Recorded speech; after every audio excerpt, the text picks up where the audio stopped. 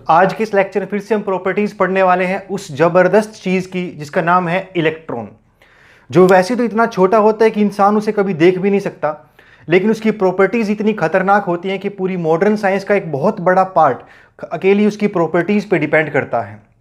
अब जो इतना खतरनाक है कि अगर एक बार गुस्सा हो जाए तो आसमान में से हवाओं को चीरता हुआ जमीन को फाड़ करके अंदर घुस जाता है। ठीक, अगर इंडियंस के हिसाब से इस चैप्टर का नाम रखा जाता है, इसका नाम इलेक्ट्रिसिटी है, तो इलेक्ट्रिसिटी ना होकर के इस चैप्टर का नाम भी इलेक्ट्रॉन लीला ही होता, क्योंकि हम इस चैप्टर में मेनली इलेक्ट्रॉन की लीलाएं यानी इलेक्ट्रॉन की प्रॉपर्टीज ही पढ़ने वाले हैं। तो देखते हैं इसकी एक और लीला जो कल हमने पढ़ी थी, उससे आगे बढ़ते हैं। तो कल हमने देखा था कि अगर इस इलेक्ट्रॉन को एक इलेक्ट्रिक फील्ड लगा दी जाए, इस माइटी इलेक्ट्रॉन को इलेक्ट्रिक फील्ड लगा दी जाए, तो उसे वो इलेक्ट्रिक फील्ड इस माइटी इलेक्ट्रॉन को घसीट सकती है, जिसे कहते हैं हम ड्रिफ्टिंग। ठीक, कमजोर मत समझना, घसीट रही है तो बड़ा खतरनाक है फिर भी है। तो वो इलेक्ट्रिक फील्ड इसे आगे घसीट सकती है, ड्रिफ्ट करवा सकती है, जिसे बोलते हैं हम ड्रिफ्ट वेलोसिटी। और कितना वेलोसिटी से वो ड्रिफ्ट करता है हमारा इलेक्ट्रॉन, उसी पे डिपेंड करता है कि कितना स्ट्रॉन्ग करंट प्रोड्यूस होगा, और करंट पे ही एनर्जी आगे डिपेंड करेगी। तो पॉइंट समझ में आया, कितना इलेक्ट्रिक फील्ड की ड्रिफ्ट वेलोसिटी होती है वो बता देती है कि कितना वो यहाँ पे करंट प्रोड्यूस होगा। तो ये ड्रिफ्ट वेलोसिटी जो थी, ये दरअसल इसका फॉर्मूला था E कैपिटल E टो अपॉन m। अब हम एक ऐसी प्रॉपर्टी ढूंढना चाहते थे जो मटेरियल की रही हो। हमें पता है कि जो हमारा सिग्मा था यानी कनेक्टिविटी था, वो भी लगभग उन चीज़ों पे डिपेंड करता था। तो हम ऐसा एक पैरामीटर निकालना चाहते थे कि जिससे हमें यह मालूम पड़ सके कि उस किसी कनेक्टर के अंदर कितना फ्री है, कितना मोबाइल है उसके चार्ज कैरियर्स। तो उसको हमने नाम दिया मोबिलिटी। और ये कैसे निकाला गया, हम इसमें से वो पैरामीटर निकाल देते हैं जो एक्सटर्नल अप्लाइड चीज़ों पे डिपेंड करता है, और वो क्या है, इलेक्ट्रिक फील्ड। क्योंकि इलेक्ट्रिक फील्ड आप बाहर से कितना वोल्टेज अप्लाई करते हो उस पर डिपेंड करता है। तो हम उस पैरामीटर को पढ़ना नहीं चाहते, हम सिंपल इतना पढ़ना चाहते हैं कि उसमें अपनी क्या ऐसी क्या काबिलियत है, कितनी अपनी प्रॉपर्टीज़ क्या है, इसकी वजह से इलेक्ट्रॉन अंदर मोबाइल होते हैं। तो हमने इस E को VD से डिवाइड कर दिया, और जो चीज़ निकल के आई उसे E कैपिटल E टो अपॉन m का, इसे मोबिलिटी कहते हैं। ठीक है, मोबिलिटी वाला टॉपिक बहुत इंपॉर्टेंट है बोर्ड पॉइंट ऑफ व्यू से। इस पर पहले भी क्वेश्चन आ चुके हैं, इसके ऐसे यूनिट के बारे में भी क्वेश्चन आ चुके हैं। तो मोबिलिटी किसके बारे में बताता है कि कितना ज़्यादा किसी कनेक्टर के अंदर चार्ज कैरियर्स मोबाइल होते हैं। क्लियर पॉइंट, ये बोर्ड के लिए टॉपिक था। अब बोर्ड के लिए एक और टॉपिक भी होता है जिसको बोलते हैं लिमिटेशन ऑफ ओम्स लॉ, कि जिसे ओम्स लॉ था V equal to I into R. ये हर जगह वैलिड नहीं होता, आप हर जगह इसको ओम्स लॉ नहीं कह सकते, कुछ ही केस में हम इसको ओम्स लॉ बोल सकते हैं। तो किस केस में आप इसको ओम्स लॉ नहीं कह सकते, वो जानते हैं कहाँ कहाँ इसकी लिमिटेशन आती है। तो सबसे पहली लिमिटेशन इसकी इस बात पर ही आती है कि जहाँ पर करंट वोल्टेज के डायरेक्ट प्रोपोर्शनल ना रहे, तो वो इसकी पहली लिमिटेशन होती है, जहाँ उसके वो डायरेक्ट प्रोपोर्शनल ना हो। यानी कि करंट के और वोल्टेज के बीच में जो कर्व आए वो एक स्ट्रेट लाइन ना आए। अगर वो कुछ कर्व आ रही है, घूम रही है, स्ट्रेट लाइन नहीं आ रही है, तो इसका मतलब क्या है कि वो किसी हायर पावर पे डिपेंड करता है, डायरेक्ट रिलेशन दोनों के बीच में नहीं है, डायरेक्ट प्रोपोर्शनल दोनों के बीच में नहीं है। तो ये पहली लिमिटेशन होती है। ऐसा कोई मटेरियल जिसके केस में अगर आप ग्राफ प्लॉट करो करंट वर्सेस वोल्टेज और वो लीनियर ना आए, तो फिर से कहते हैं कि यहाँ पर फिर ओम्स लॉ वैलिड नहीं होगा। ये पहला केस था। दूसरा केस एक और होता है, जिस केस में क्या होता है, यूनिकनेस ना बचे करंट के और वोल्टेज के बीच में। ये क्या कहता है कि for a particular voltage there should be a particular current, और किसी पार्टिकुलर करंट के लिए एक पार्टिकुलर वोल्टेज होना चाहिए।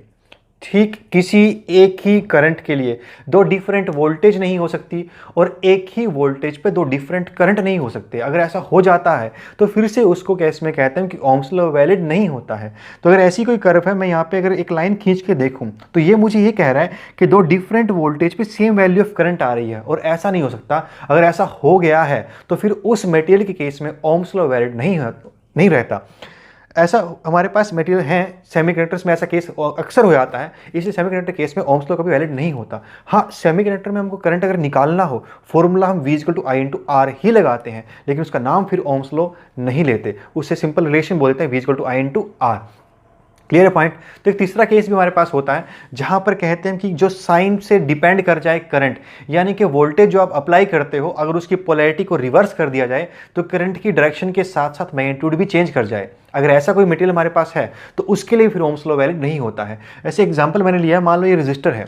अगर आप रजिस्टर के लिए ऐसा वोल्टेज लगाते हो, मतलब ये वाला एंड हाई पोटेंशियल पे रखते हो, ये लो पोटेंशियल पे रखते हो, तो फिर उसमें से सपोज 10 एम्पियर करंट पास कर रहा था, आपने पोलैरिटी को रिवर्स कर दिया, फिर भी 10 एम्पेयर करंट ही पास करेगा, लेकिन जो उसकी डायरेक्शन होगी वो रिवर्स हो जाएगी। ऐसा रेजिस्टर के केस में रहता है, क्योंकि वो केस हमारे उसमें ओम्स लॉ वैलिड होता है। लेकिन अगर आप यही काम सेमीकंडक्टर के लिए करोगे, आप पोलैरिटी को रिवर्स करोगे, तो करंट की वैल्यू में बड़ा जबरदस्त चेंज आता है। तो सेमीकंडक्टर्स ही हमारे मेनली ऐसे होते हैं जहां पर ये ओम्स लॉ की लिमिटेशन नजर आती है। एक ग्राफ मैंने आपको बना के दिखाया, किसी टिपिकल सेमीकंडक्टर के लिए अगर आप पॉजिटिव वोल्टेज लगाते हो तो करंट बढ़ता है, नेगेटिव लगाते हो तो करंट की वैल्यू बहुत कम चेंज होती है, बहुत कम माइन्यूट सा करंट उसमें आता है। क्लियर? तो ये था हमारा लिमिटेशन ऑफ ओम्स लॉ। दोनों टॉपिक बोर्ड के लिए थे। अब एक और टॉपिक आ रहा है रेजिस्टर्स। ये दोनों में कॉमन है, बोर्ड में भी है और इसका कॉम्पिटिशन क्वेश्चन आया हुआ है और बहुत ईजी क्वेश्चन इसका आता है। मतलब ये अगर आएगा तो समझना फ्री के मार्क्स हैं। तो क्या होता है रेजिस्टर्स? रेजिस्टर्स क्या होते हैं? कुछ हम डेलीब्रेट, देखो वैसे तो हम जानते हैं कि रेजिस्टेंस थोड़ा नेगेटिव सी फीलिंग आती है कि जिसमें जो क्या करती है, करंट की फ्लो को रोक देती है ना। अगर हम चाहते हैं कि भी कोई जितना गुड कंडक्टर होगा उतना अच्छा होगा, ऐसा फीलिंग हमको लगती है कि ये थोड़ी नेगेटिव सी फीलिंग है, रेजिस्टेंस तो कम होनी चाहिए। लेकिन कई जगहों पर हमको डेलिब्रेटली रेजिस्टेंस की ज़्यादा वैल्यू की ज़रूरत पड़ती है। एक एग्जांपल के तौर पे आपने कभी देखा हो कि जो चार्जर्स होते हैं हमारे मोबाइल के, लैपटॉप के, उनकी जो वोल्टेज आउटपुट होती है वो 9 से 10 वोल्ट या 18 वोल्ट के आसपास तक की रहती है, 18, 20, 22 इतने तक की रहती है। तो इतनी वोल्टेज ही वो हमको बाहर दे रहे हैं, लेकिन उनको दी कितनी गई थी? 220 वोल्ट, क्योंकि ऑपरेट तो हमारे नॉर्मल घरों में ही करते हैं ना, वो सप्लाई हमको पीछे कितने आते हैं? 220 वोल्ट आती है। तो बची हुई एनर्जी कहाँ गई? तो उस बची हुई एनर्जी को कंज्यूम करने के लिए रास्ते में रेजिस्टर्स लगाए जाते हैं, डेलिब्रेटली रेजिस्टेंसेस लगाए जाते हैं, करंट को कम कर दे। क्योंकि अगर 220 वोल्ट डायरेक्ट हमारे मोबाइल को या लैपटॉप को मिलती है तो फिर वो फेल कर जाएगा, एक्सप्लोड कर जाएगा। तो वो उसको बचाने के लिए, वो सेफ रखने के लिए हम रास्ते में रेजिस्टर्स लगाते हैं। आपने देखे भी होंगे पर आपको शायद पहचान नहीं होगी। जितने भी इलेक्ट्रॉनिक डिवाइसेस होते हैं, जितने भी होते हैं, मोबाइल का चार्जर खोल लो, लैपटॉप देख लो, टीवी देख लो, एलसीडी देख, सब के अंदर ये रहते हैं। आपने जो आईसी सर्किट पीछे देखा होगा उसमें इस तरह की चीज़ें लगी होती हैं, सिलेंड्रिकल से होते हैं, उस पर कलर कोडिंग होती है, कलर्स लगे रहते हैं और ऐसे 2 वायर्स निकली होती हैं। जो ये फिक्स किया जाता है सिलेंडर सा, ये दरअसल रजिस्टर्स ही होते हैं। ठीक, तो देखने में बहुत छोटे लगते हैं पर इसकी वैल्यू बहुत ज़्यादा होती है। ठीक, तो ये पॉइंट समझ में आया आपको? तो जो रेजिस्टर्स होते हैं, अभी हमको कहीं रेजिस्टेंस की जरूरत पड़ती है। अब रेजिस्टेंस की वैल्यू कई बार बहुत ज़्यादा चाहिए होती है, बहुत बड़ी चाहिए होती है। तो उसको बढ़ाने के हमारे पास जो बेसिक फॉर्मूला है वो क्या था? Rho l by a, rho l by a. तो एक तो तरीका रेजिस्टेंस को बढ़ाने का ये होता है कि आप लंबाई बढ़ा दो जो आपके पास रेजिस्टर है उसकी। वैसा करने से उसकी रेजिस्टेंस बढ़ जाएगी और वो ज़्यादा पोटेंशियल ड्रॉप करवा पाएगा, आपके पास अवेलेबल कम बचेगा, करंट कम बचेगा, करंट को घटा देता है। तो आप लेंथ बढ़ा सकते हो, लेकिन ऐसे ही आप लेंथ बढ़ाओगे तो उससे उसका जो साइज़ है वो बड़ा हो जाएगा, फिर आप उसको यूज़ नहीं कर पाओगे। देखो कितना कॉम्पैक्ट चीज़ें हो गई हैं मोबाइल के अंदर ही आजकल। वो सब कुछ आ गया जो पहले लैपटॉप में हुआ करता था, लैपटॉप में या उससे पहले डेस्कटॉप में हुआ करता था, उससे पहले नॉर्मल पीसी के मॉनिटर में हुआ करता था, जो कि साइज़ काफ़ी अच्छा खासा बड़ा होता था। तो इतनी सारी चीज़ें इतने छोटे से मोबाइल में फिट की गई हैं तो ज़रूर साइज़ रिड्यूस किए गए होंगे ना। तो अगर हम वही चीज़ तार को बढ़ा करके यूज़ कर लेंगे तो फिर तो साइज़ क्या हो जाएगा? बहुत बड़ा हो जाएगा। तो इस वजह से क्या हुआ है, हमें ऐसे अब चीज़ों की ज़रूरत है जिनकी रेजिस्टेंस बहुत ज़्यादा हो लेकिन साइज़ बहुत बड़ा ना हो।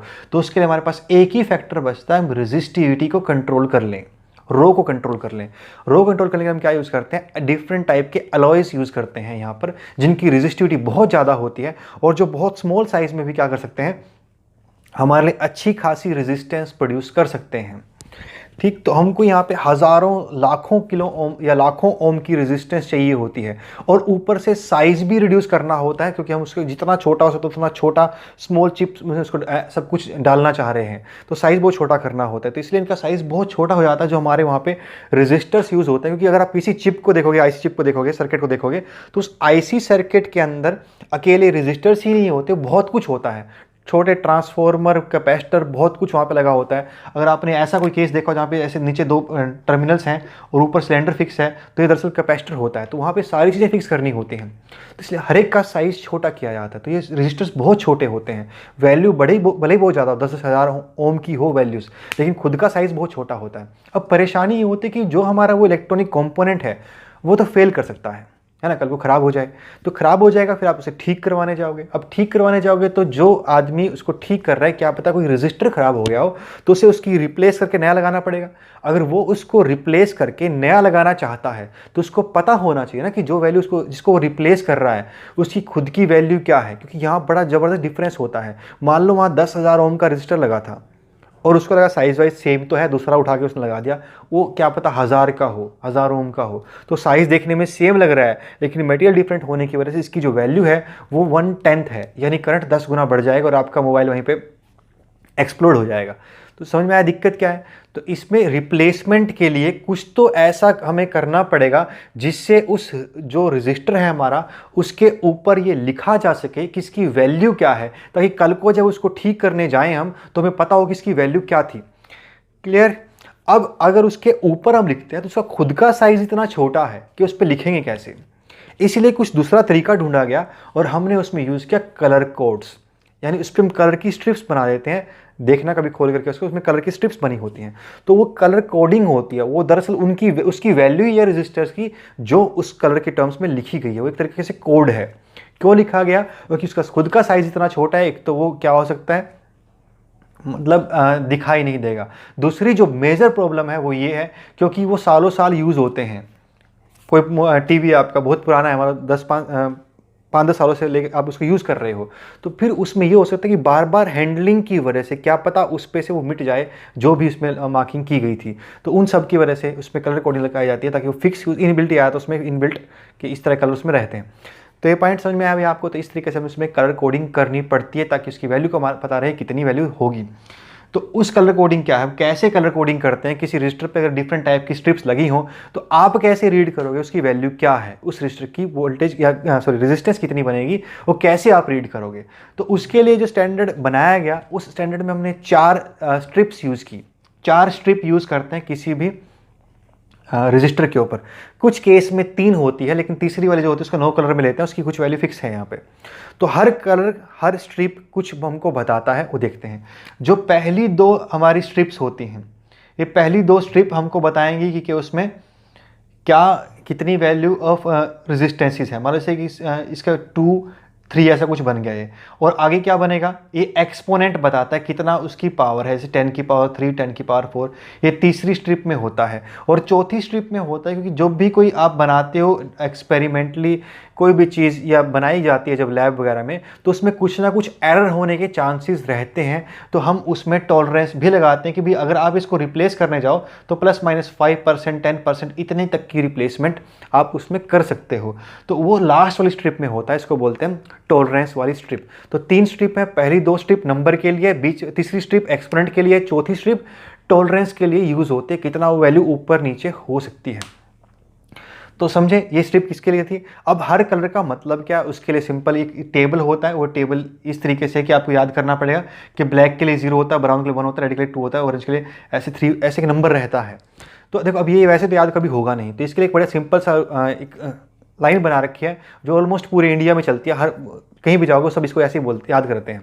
तो इसके लिए एक चीज़ याद की गई कि एक लाइन बनाएगी, B Roy of Great Britain has very good wife. जैसे आपने देखा होगा कि केमिस्ट्री में भी जो टेबल हम याद करते हैं, एलिमेंट्स का टेबल है, उसके लिए हमने बहुत सारे शॉर्टकट बना रखे हैं, ऐसी लाइनें बना रखी है। तो वैसी ये लाइन है कि B Roy of Great Britain has very good wife. देखो वैसे तो झूठ है, अगर वाइफ है तो गुड नहीं हो सकती, ठीक, वो तो चीज़ ही कॉन्ट्राडिक्टरी हो गई। तो क्या बना, फिर भी कोई बात नहीं, याद तो करनी हमारे काम तो आएगा ही। तो B Roy of Great Britain has very good wife, हमने पहले सिंबल ले रखे हैं। उसमें बी का मतलब है ब्लैक, ठीक, पहले वाला बी ब्लैक, दूसरा बी ब्राउन, तीसरा फिर आगे आर रेड, आगे orange, yellow, green, blue, violet, grey, और लास्ट वाला क्या हो जाएगा वाइट। इसके नीचे 3 और लिखते हैं, एक होता है गोल्ड, फिर से आ गया था सिल्वर, और फिर आ गया था नो कलर। तो इसको फिर 0 से लिखना शुरू कर दो आगे, 0, 1, 2, 3, 4। जैसे हम इसको देखेंगे तो वाइट के सामने क्या आएगा, 9 नंबर आएगा, और ब्लैक के सामने क्या आएगा, 0 नंबर आएगा, ठीक। तो जैसे मैंने यहाँ पे करके दिखाया था आपको। अगर कोई हमको कह दे भाई ये स्ट्रिप कितनी, क्या कलर कैसे कोई बता दे, मान लो उसको कह दे कोई ये ब्लू कलर की थी, पहली स्ट्रिप ब्लू है, दूसरी स्ट्रिप ग्रीन है, और तीसरी स्ट्रिप सपोज येलो है, और लास्ट वाली स्ट्रिप सपोज गोल्ड की है। देखो लास्ट वाली स्ट्रिप से हमको पता चलेगा शुरुआत कहाँ से करनी है, क्योंकि आखिरी स्ट्रिप या तो गोल्ड होगी या सिल्वर होगी या कोई कलर नहीं होगा। तो उस तरफ से वो सीधा रास्ता बनता है, कौन सी सीधी है कि टेढ़ा है, मतलब उल्टा है, पता कैसे चलेगा, उससे पता चलता लास्ट वाले से कौन सीधा है, मतलब इसको स्टार्ट इधर से करना है कि इधर से करना है। गोल्ड वाला चीज़ लास्ट में आएगी, गोल्ड सिल्वर वाली चीज़ वो लास्ट में आएगी। तो ब्लू आया पहले, तो ब्लू के लिए कौन सा नंबर है, ब्लू के लिए है 6 नंबर। तो क्या बनी वैल्यू, 6 लिख दो, 6, उसके बाद कौन सा ग्रीन, ग्रीन के लिए कौन सा है 5, तो 565 इंटू आगे क्या है, आगे है एक्सपोनेंट, एक्सपोनेंट कितना आएगा, ये येलो है, येलो के नंबर कितना है, सॉरी ये येलो के लिए, ये ब्लैक था, ये येलो के लिए 4 हो गया, तो क्या होगा 10⁴ प्लस माइनस आगे लास्ट वाली कौन सा है गोल्ड, गोल्ड के लिए आगे क्या लिखा टॉलरेंस, ये टॉलरेंस लिखी जाती है, सॉरी लास्ट वाली टॉलरेंस है 5% है, तो प्लस माइनस 5%। इस तरीके से हम इसको कलर कोड को डिटेक्ट करते हैं या डिसाइफर करते हैं या रीड करते हैं। समझ में आया पॉइंट ये। तो कोडिंग को डिकोड करने का तरीका है कि कलर को देखते हैं, उसका नंबर लिख देते हैं और आगे इसको यूज़ कर लेते हैं। तो ये था भाई हमारे पास कैसे इसको डील करते हैं। अच्छा इसमें पावर में आके देखो और क्या होता है, गोल्ड का एक्सपोनेंट 10⁻⁻1 होता है, सिल्वर का एक्सपोनेंट 10⁻⁻2 होता है। और अगर वहाँ पे कोई कलर नहीं है तो वो एक्सपोनेंट का नहीं होता, लेकिन उसकी टॉलरेंस होती है 20%। अगर कोई कलर नहीं लगाएगा लास्ट में तो उसकी टॉलरेंस 20% है। सिल्वर की टॉलरेंस 10% है, गोल्ड की टॉलरेंस 5%, मतलब गोल्ड का स्ट्रिप होगी लास्ट में तो 5% की टॉलरेंस है, सिल्वर की होगी तो उसमें 10% की टॉलरेंस है, यानी 10% ऊपर नीचे हो सकती है वैल्यू जो उसमें बताई गई है। देखो वैसे ही चीज़ इन प्रैक्टिकल है, क्योंकि 10⁻⁻1 10⁻2 का मतलब ये बनता है क्योंकि मतलब गोल्ड की स्ट्रिप का तीसरे नंबर पे आना, ये इन प्रैक्टिकल है। क्योंकि अगर वो 10⁻1 10⁻2 की एक्सपोनेंट में जाएगा तो रेजिस्टेंस बहुत छोटी बनेगी, उस पर्पज़ के लिए रजिस्टर यूज़ होते ही नहीं, वो यूज ही इस पर्पज़ के लिए होते हैं जहाँ ज़्यादा बड़ी वैल्यू चाहिए होती हैं। तो इसलिए ये चीज़ इन प्रैक्टिकल ही है, फिर भी उन्होंने बना रखी है तो इसे याद कर लेना। ठीक, कलर कोडिंग। तो मैंने इसमें एक क्वेश्चन उठाया है, ये नीट में आया 2018 में। उसमें एक बात बोली गई थी कि एक रजिस्टर बनाया गया, एक रजिस्टर है, उससे रेजिस्टेंस बनती है हमारी 47 ± 4.7 किलो ओम, 47 ± 4.7 किलो ओम। तो आपको यह बताना था कि इसमें कलर कोड क्या रहे होंगे, उसमें कौन सी स्ट्रिप रही होगी। तो पहले देखो 4 किसका हो गया, येलो का, तो स्ट्रिप क्या रही होगी, वो येलो कलर की। ठीक, येलो आ गया। अगला क्या लिखा हुआ है 7, येलो ही बनेगा ना, चेक कर लें ऊपर नीचे ना हो जाए, येलो हो गया। हाँ, अगला क्या है 7 में क्या है वॉयलेट, तो फिर लिख दो येलो ग्रीन ब्लू, हाँ वॉयलेट, वॉयलेट का हो गया 7, तो फिर हो गया वॉयलेट है, येलो के बाद वॉयलेट है। और फिर एक्सपोनेंट कितना है, किलो में है, किलो में होगा 10⁻3, 10⁻3 किसके लिए है भाई, ये 1 2 3 ऑरेंज के लिए। लास्ट स्ट्रिप क्या हो जाएगी, फिर ऑरेंज हो जाएगी, थर्ड स्ट्रिप ऑरेंज हो गई। अब उसके बाद क्या बचता है, टॉलरेंस देखो इसमें 4.7 की है, 47 में प्लस माइनस 4.7 हो सकता है, एंड 10% बना ना, तो 10% की टॉलरेंस है। और 10% किसका होगा, सिल्वर का। तो स्ट्रिप क्या बनेगी, yellow violet orange and silver. तो ये स्ट्रिप हम इसमें बनाएंगे। सिंपल क्वेश्चन आता है, फ्री के मार्क्स होते हैं। अगर आपको एक बार समझ में आ जाए, बात याद रह जाए, हर बच्चों को याद हो ही जाती है। बोर्ड में फिलहाल क्वेश्चन नहीं आ रहा इसका, 3-4 सालों से पहले आता था, और एक क्वेश्चन अगर इसका आ जाता तो वो लगभग 3 मार्क्स वहाँ भी फ्री के ही होते हैं। ठीक, तो ये था आज का हमारा टॉपिक, और इसमें हमने पढ़ा कि क्या क्या लिमिटेशन ऑफ ओम्स लॉ है, क्या ड्रिफ्ट वेलोसिटी है, और कलर कोडिंग हमने आज जाना।